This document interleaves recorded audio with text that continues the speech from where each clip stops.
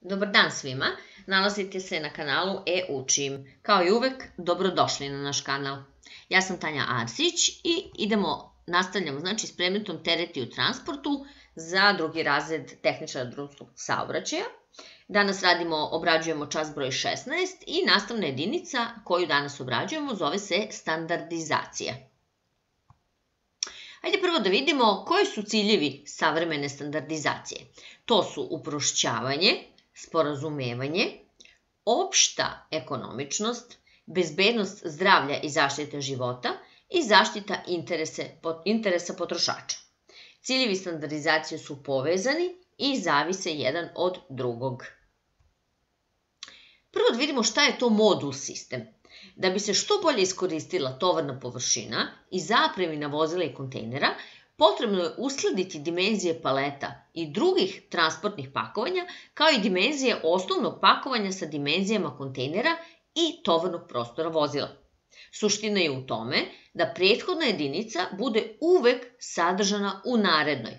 I na jednom od prethodnih časova smo radili kako bismo spakovali naš teret u neki tovarni prostor.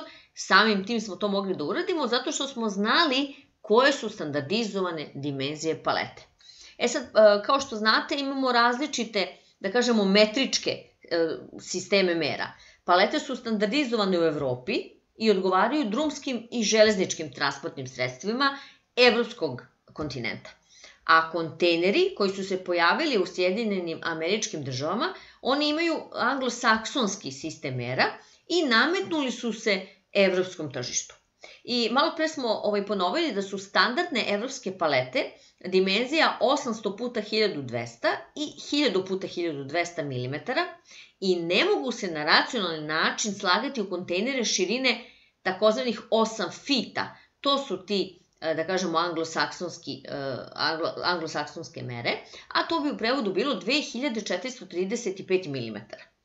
Širina tovarnog prostora kontejnera, u zavisnosti od tipa i vrste materijala od koga je napravljena, ide od 2250 do 2300 mm.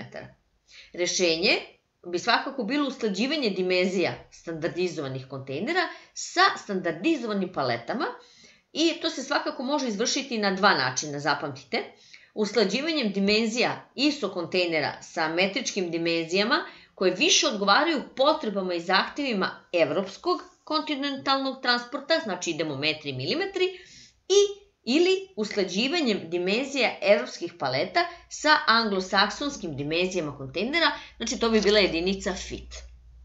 Svakako zagovornici prve teze imaju neke svoje argumente da su dimenzije ambalaže, skladišta i sredstava mehanizacije u Evropi prilagođene dimenzijama evropskih paleta.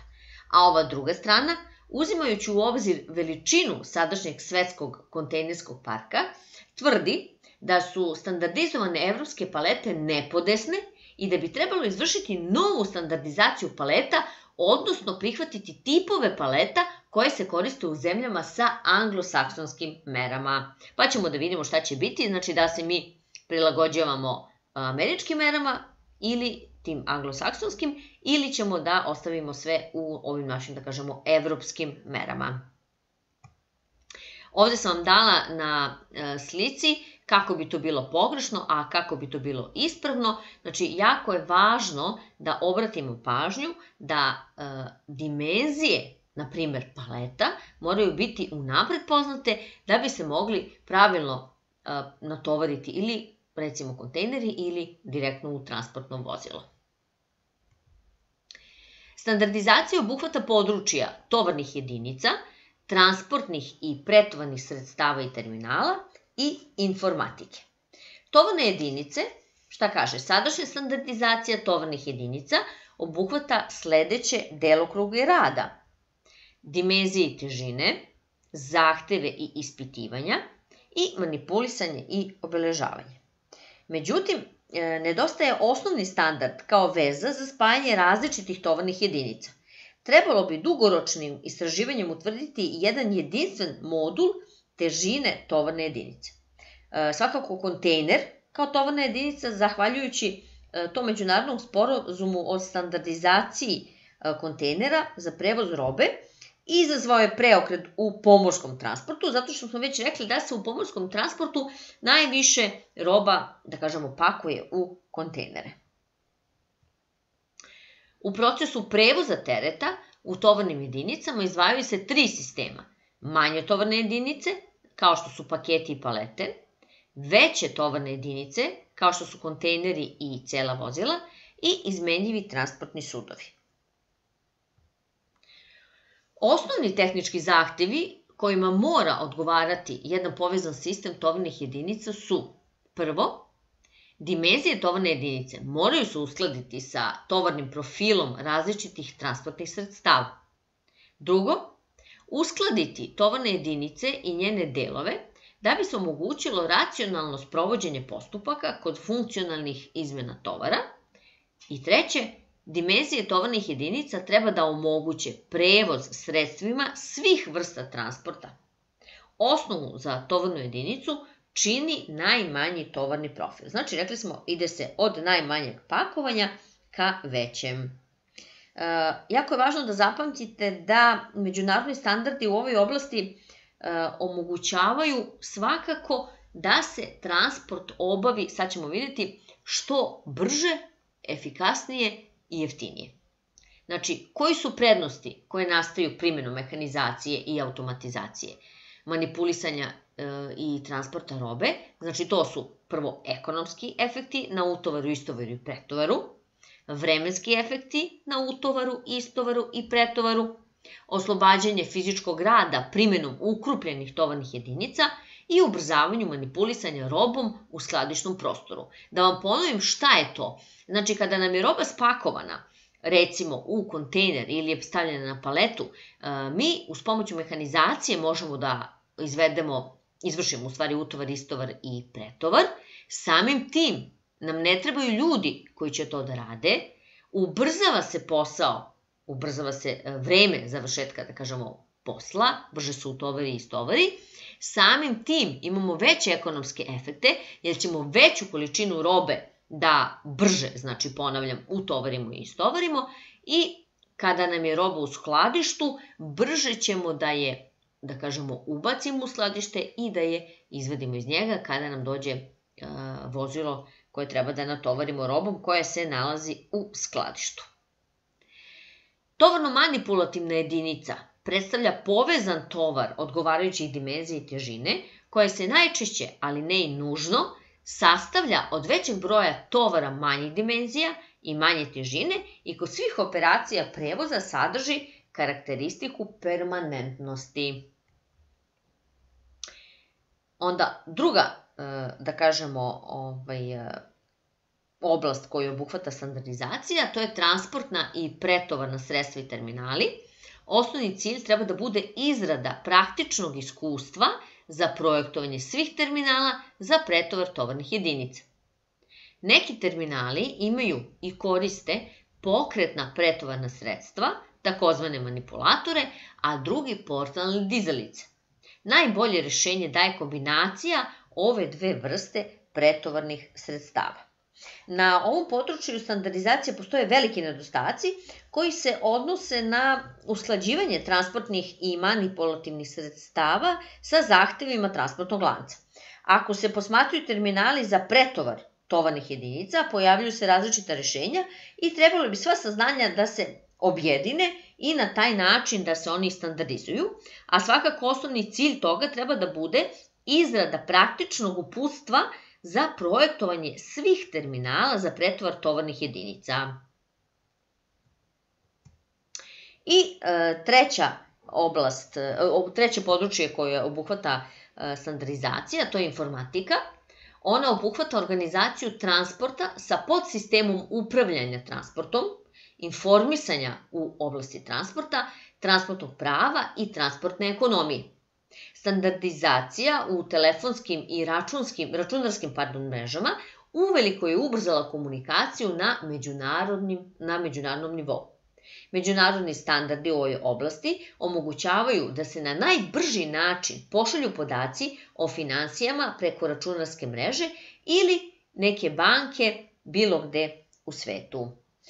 Međunarodni standardi u ovoj oblasti svakako omogućavaju da se na najbrži način pošalju podaci, kao što sam vam malo pre rekla, o finansijama preko neke računarske mreže, ali da su svi ti podaci zaštićeni. Znači, nema protoka informacija ako je informatički sistem odrađen prema standardima kao što je naglašeno i kako bi to trebalo da bude.